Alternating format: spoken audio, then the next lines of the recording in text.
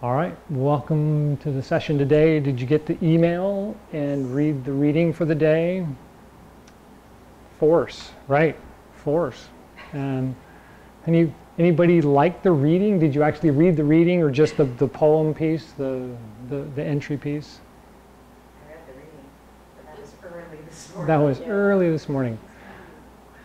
Yeah, it's actually, for me, it's actually really, really profound because I was like this all my life, and so I got picked on a lot from all the farm kids who, you know, had hearty breakfasts and moved bales of hay all morning, and then they come to school and you're an easy target.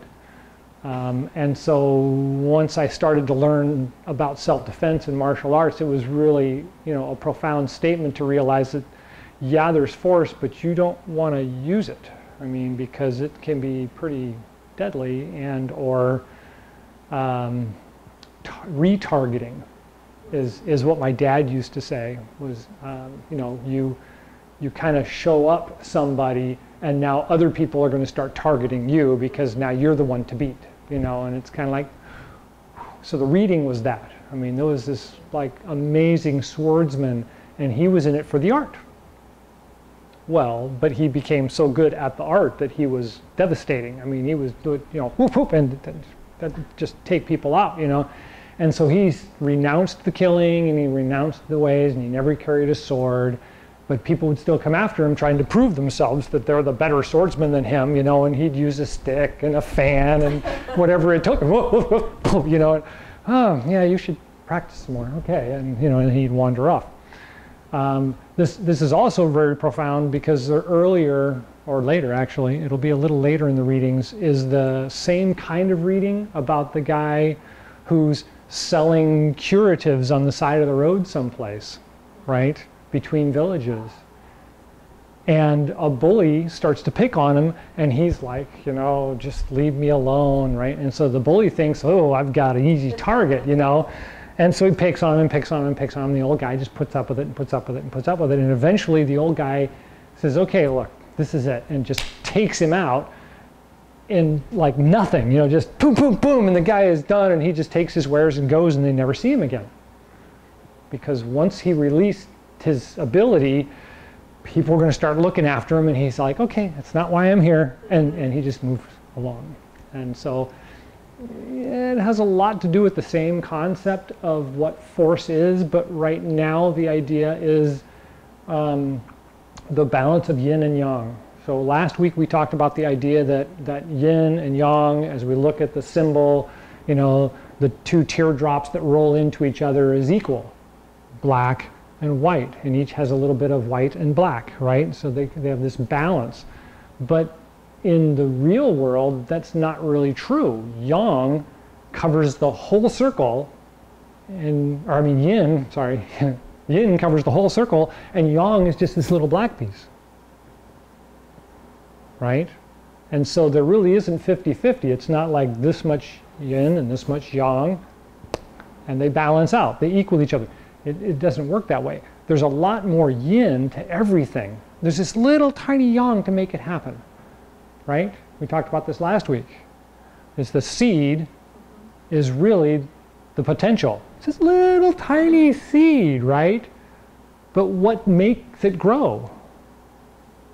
Everything else, right? There's got to be sun and water and soil and fertilizer or whatever's in the soil for it to grow. So this little tiny seed is the yang, and the environment it grows up in is the yin. Right? So there's this huge environment of yin to support this little tiny bit of yang. And, right? This huge potential comes out of it, right? And so we kind of see ourselves that way in many ways, or we need to see ourselves that way in many ways. Even though we're in the very yang portion of the year, and we feel the energy in our bodies, we feel it in the sun, plants are flourishing, stuff is growing everywhere, and we feel its great potential. As soon as you feel like you're going to go, something slows you down and says, whoa, whoa, don't fall down. You know, don't scuff your foot, don't cut yourself, don't, you know. And so you kind of get that yin resistance telling you, oh, hang on, let's let's start this at the bottom up. Don't just run forward. Slow down and think about it for a minute, right? So that's yang giving birth to yin. There's just a very, very short period of time in the whole cycle when yang is so powerful that you feel like you could do anything. And in the next second you realize, whoa, I can't do that. Slow down. All right, take one step at a time, right? Yeah. So that's kind of this whole thing, We keep listening to this Lu Ming and his readings, and there's this, great balanced stories about yin and yang and all this stuff goes on and on. And he says, it's just this little tiny window that yin gives birth to yang, and yang is growing up. There's this little boy, an impertinent youth, and then he was a mature man, and then he was an old man. Well, it all happens in like one set of chi cycles. I mean, it's like 4 weeks. That's it. All the rest of the time, it's all yin. Because yang realizes its fallibility and its impotence and brings yin back and says, wait, I still need you. Don't leave, don't go away, right? And so even though yang has 50% of the period, of the time, it's really a small window when yang is really dominant. And then yang realizes its issue in life and brings yin back, and then nurtures yin as the child and brings the child back into being womanhood and then back into maturity and so on.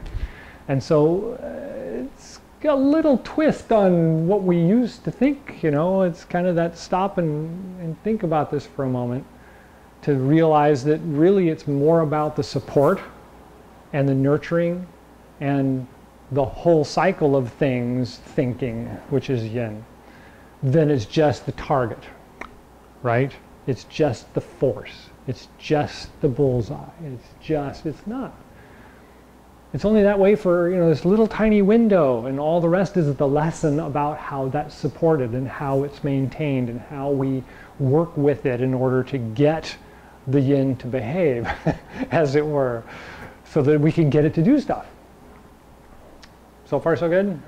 Okay, it's kind of a long lecture for today's lesson, but in that, the key is to try to use more of the intention and the meditation and the guidance of the chi when the chi is moving, right? So last week we talked about how it's become external, and we're doing the silk reeling exercises, and we're working into the Tai Chi again because it's more external now. But that doesn't let loose the internal energy, which is why we look at the silk reeling. We think the chi is in cycles in the body. We believe that the chi is in the blood, and we maintain a good, healthy blood circulation and pressure, right? And we'll get to that in just a second, in the body, and that's all yin. That's not really yang. Yang comes up and starts to build all this force in the blood and in the chi and everything, and we've got to keep it in control, sort of. I mean, we try to guide it. We try to give it proper things to do. So in the terms of force, one of the things that they talk about regularly is when they do your blood, or when they do your pulses, right? They're reading the 3 different areas on the hand, and it's in the resources page that shows this demonstration. It's at different levels, and part of that different levels is how much pressure is behind it, right? How much force is the chi providing? So far, so good? So what does that allude to in Western medicine? Hypertension, blood pressure, or lack thereof, right? And those are yang conditions in Chinese medicine. So when they do the pulses and they're feeling the strength of the pulse, and then they push down a little bit and the pulse disappears, oh, something's wrong, right? It should be fairly consistent. It's either really strong and is strong through all the levels, or it's really light and it's light through all the levels, right? And that's how they can sense the different areas of the body. And so when we're thinking about our blood and our heartbeat, and you know, the pulse. I feel it in my head a lot. You know, I feel the heartbeat. We have to think about, well, where are we in the cycle? Are we in the yang cycle or are we in a yin cycle? If I'm in the yang cycle, it's okay. There's nothing really to worry about. But if it's getting too strong, then it's time to calm down. Eat melon, watery, like watermelon and day melon. The current green melon, I can't remember the name of it now off the top of my head, but it's really, really popular right now. Any of the real moist fruits are really, really good for clearing that feeling, that sudden, right, the pulse is just going, and it's like, okay, what have I done to, you know, stir up the chi, as it were. So you do those liquidy kinds of melons, and they're very, very cooling. You just got to make sure and chew them. Don't just swallow it. Make sure you chew it. Got to work with it. Okay, so let's see, that kind of carried off again. So any questions on where I was going? Did I get lost? So yin is the big force through most of the year, and what we learn in a lot of months. And yang comes into power for like a month, probably not this time, summer. We feel, right, we feel the impulse of yang, right, happening. Like that we've talked about before, you kind of feel like the energy's pushing you along and your feet are barely touching the ground because it's just pushing you along. Well, ironically, yes. Well, this is Western. Yeah, this is. We're stuck in a Western system, so yeah, it feels like that all the time. But yeah, there's really only a period of about a month when you feel the yang so strong in the body that you just kind of like let go and just let it push you along. But you have to remember that yin is, okay, well, where's it pushing me? You know, watch out, duck, you know. You got to keep an eye out. You know, you can't just let it run amok. When we're younger, this is the great time of year. It's all about fast racing, running through the hills, going to the fair and feeling all the excitement of all the rides and everything. And then you get done with that and it's like, whew, I'm glad that's over with. And, you know, and then you need to calm down into the fall, you know, because it's like, you've had enough. That was, wow, you know.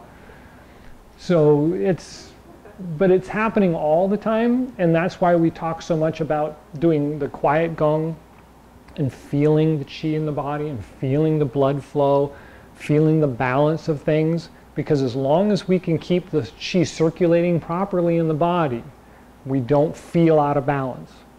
And if we can keep the circulation smooth in the body, then we don't feel the emotional out of balance, right? And if we can keep those two tied together, then we can feel the spiritual connection in the body, Jing, Qi, and Shen, right? We can get those three things to balance out, then it's really easy. Oh, it's very yin right now. Oh, it's very yang right now. You know, you can just feel it.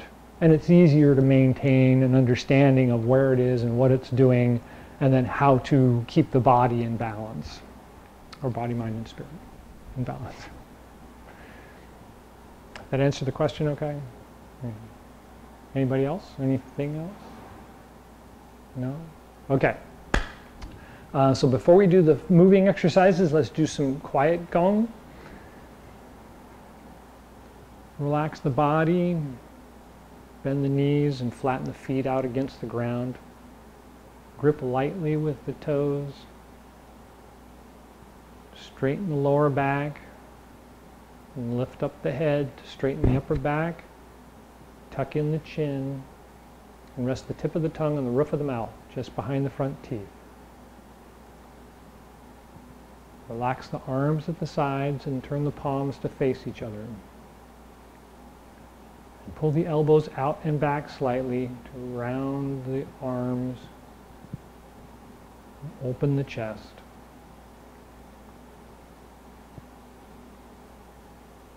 Feel the breath become long and smooth.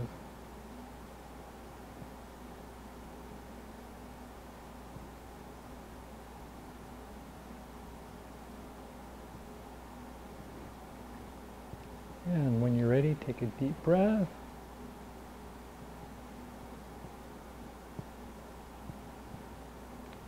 And exhale.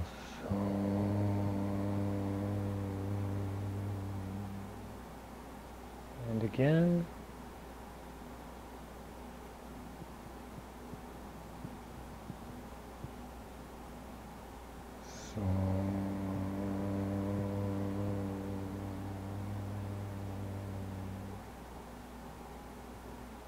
One more.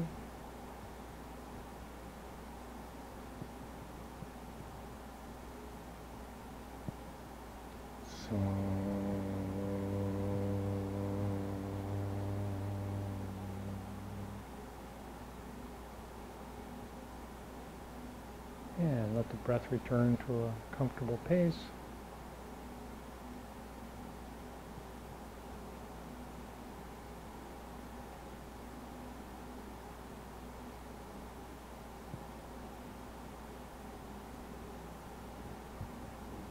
Okay.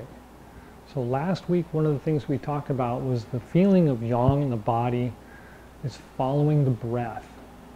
So the blood and the breath are very closely tied, as we've talked about before. So when we do the inhale of the body, we don't just feel it in the chest during the summer.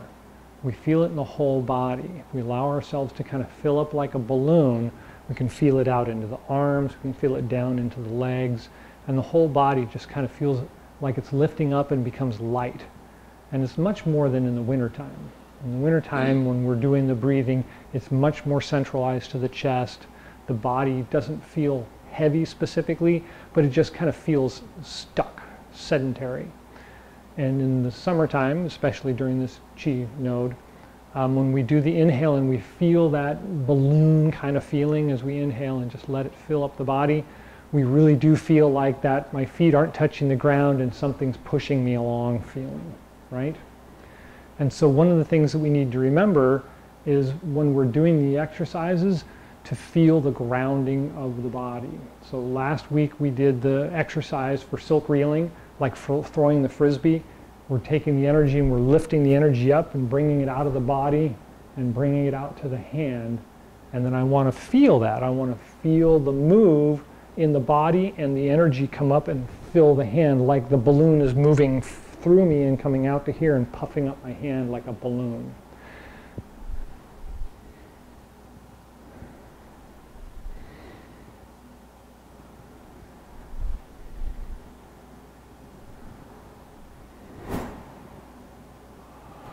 Right? And so then last week what we said was, what about the other direction? Because that's bringing it up and out. Well, I want to be grounding, right? What if I want to ground? And so when we look at ground, right? When we look at grounding, we think about things coming in and down. And so it's kind of that this going backwards. So if I bring it in, and I feel it coming into the body and then drive it down into this leg, it makes it easier to feel because mechanically it's doing it, right? I can feel it sink in because I'm bringing my energy and my weight back and I'm sinking it into this leg. But we want to feel it like the balloon, right? I want to feel that balloon come in and down and fill up in my leg.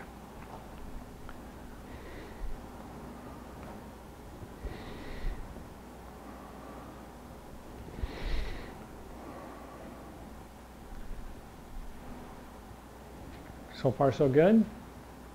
Good. Okay.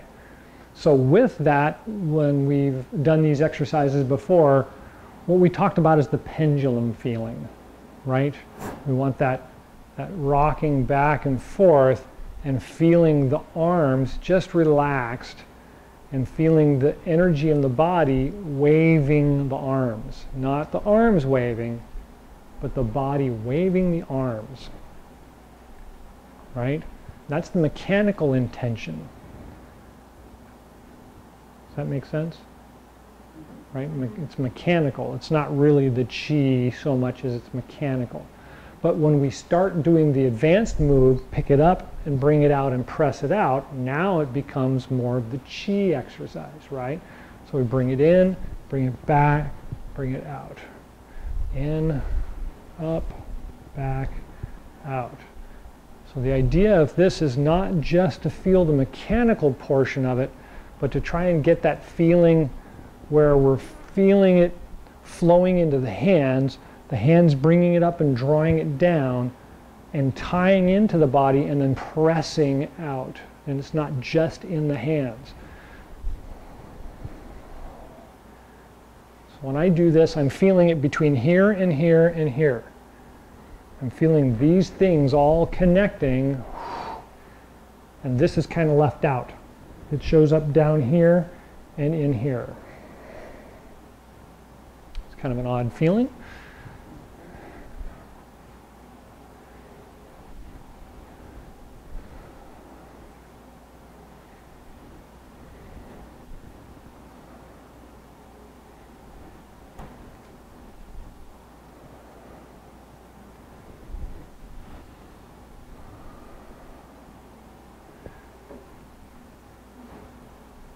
Good.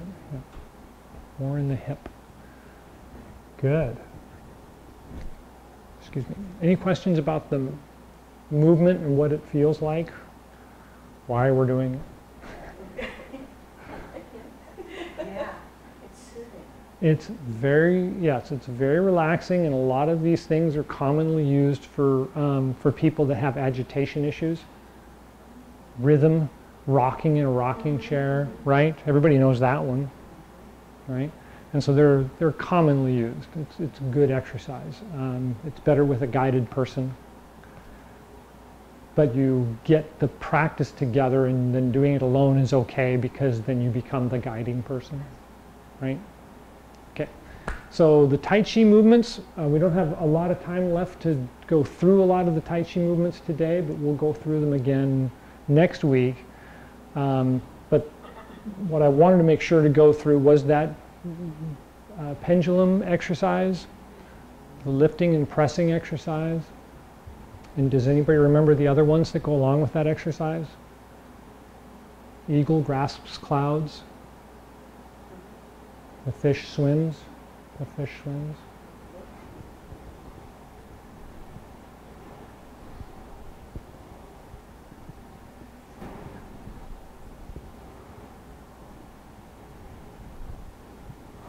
Right? Eagle grasps clouds. And this is specifically in and down. This is an in and up, right? It's in and down.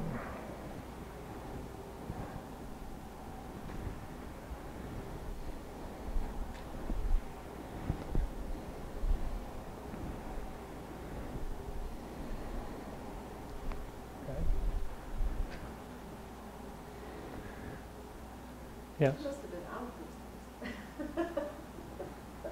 I don't think they're on tape. Sorry, that was like a couple years ago we did, or a year ago we've done those. Yeah, yeah. That's the. It's all new. Well, and that's kind of one of those things about the Taoist practices. A lot of the Taoist practices change so much throughout the year that by the time it's the new year, it's all new again. It's all fresh again. And that's kind of one of the philosophies in the Asian world, is that it's not every day is the same thing, right? You're not a machine turning out widgets, right? There's different strokes for different folks. No, there's different cycles, and those different cycles are meant to keep things fresh. They're meant to keep things new. It keeps the body from stagnating, keeps the body and the brain and the blood and the chi. That was the other thing I wanted to touch base on today, was where we talk about treating the blood, right? That's the most common thing that we're treating nowadays: hypertension, high blood pressure, obesity, right? All of those are blood conditions, and so when you go to an Asian person and or traditional Chinese medicine or holistic medicine or Indian medicine, or any of the other medicines in the world besides the Western way of doing things, half the time the discussion is, well, how do you feel? How are your dreams? What do you think about during the day? What does that have to do with my blood pressure, doctor? Exactly, exactly. So the idea of most of these things is that the Jing, the Qi, and the Shen are inseparable. And many people have a hard time understanding that. It's like, well, what does my blood have to do with whether I go to church or not? And whether I have bad dreams or good dreams at night? I thought that had to do with what I ate before I went to bed, you know? Ice cream, I had ice cream and a pickle and I had a nightmare, what, you know?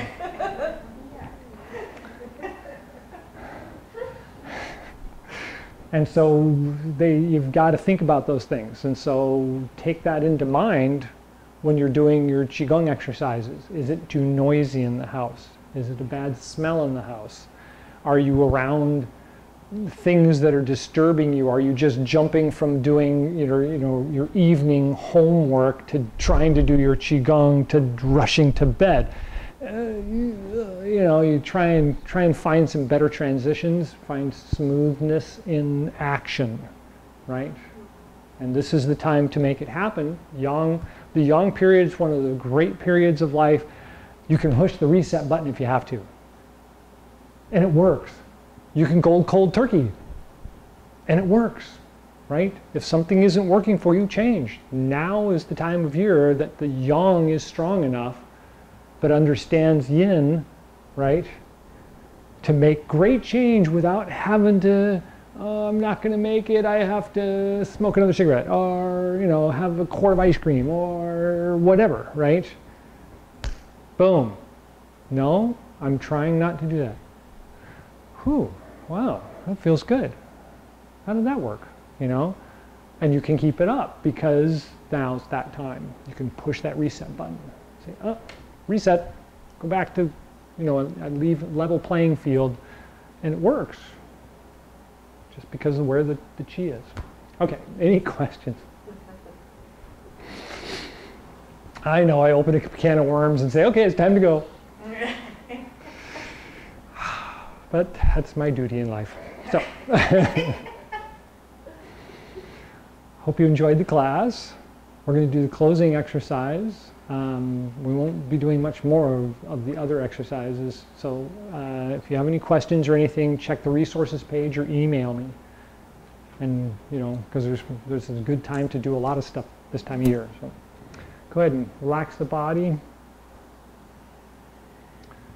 Bend the knees and straighten the lower back. Lift up the head and tuck in the chin. Rest the tip of the tongue on the roof of the mouth just by finding the front teeth.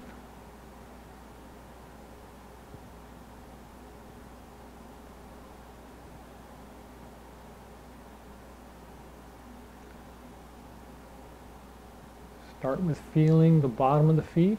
Feel the energy and the connection to the ground down at the bottom of the feet.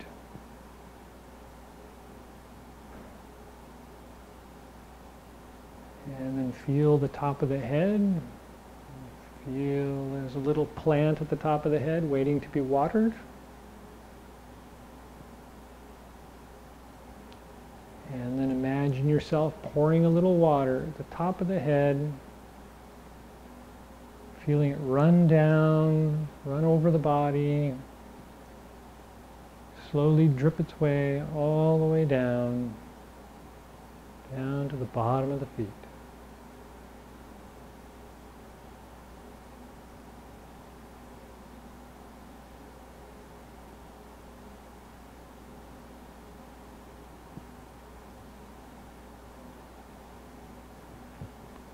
And when you're ready, take a deep breath.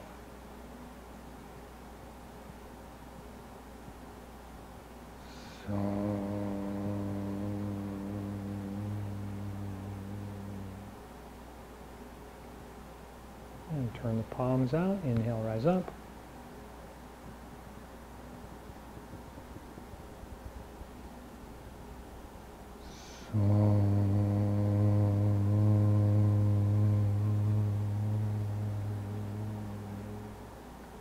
Take a breath with the heart and lungs.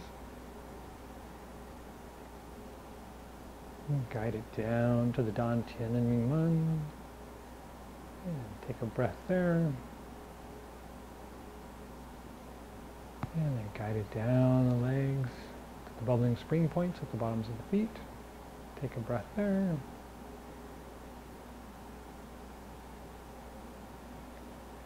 And take a couple of breaths and water the little plant at the top of the head.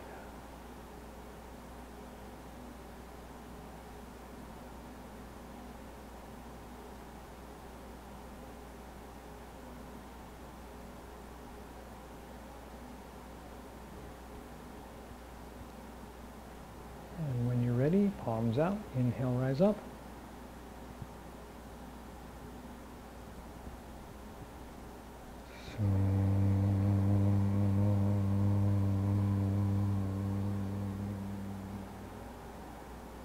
Take a breath at the heart and lungs.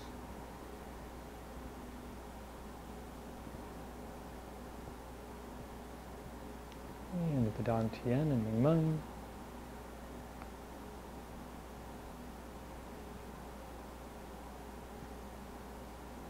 And the bubbling spring points, the bottoms of the feet.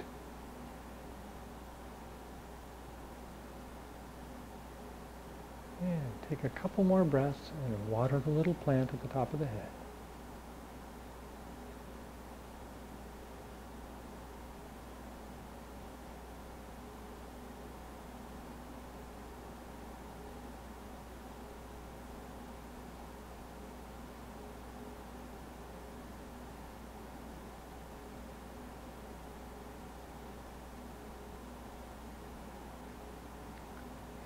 Palms out.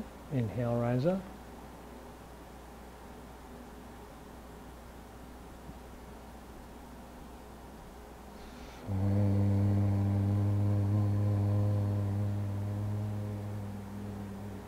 Take a breath at the heart and lungs.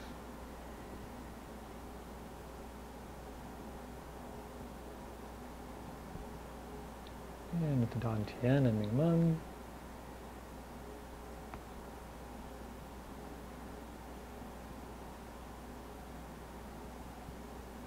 And the bubbling spring points at the bottoms of the feet.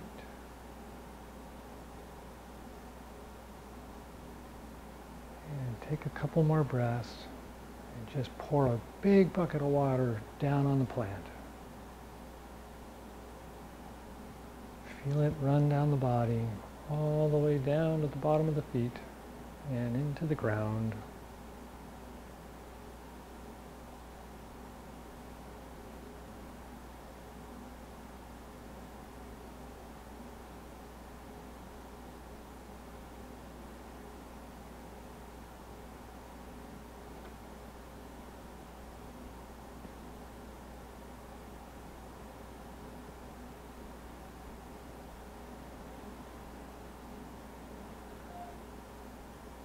All right, any last thoughts or questions? Thank you for coming. Enjoy the rest of the day.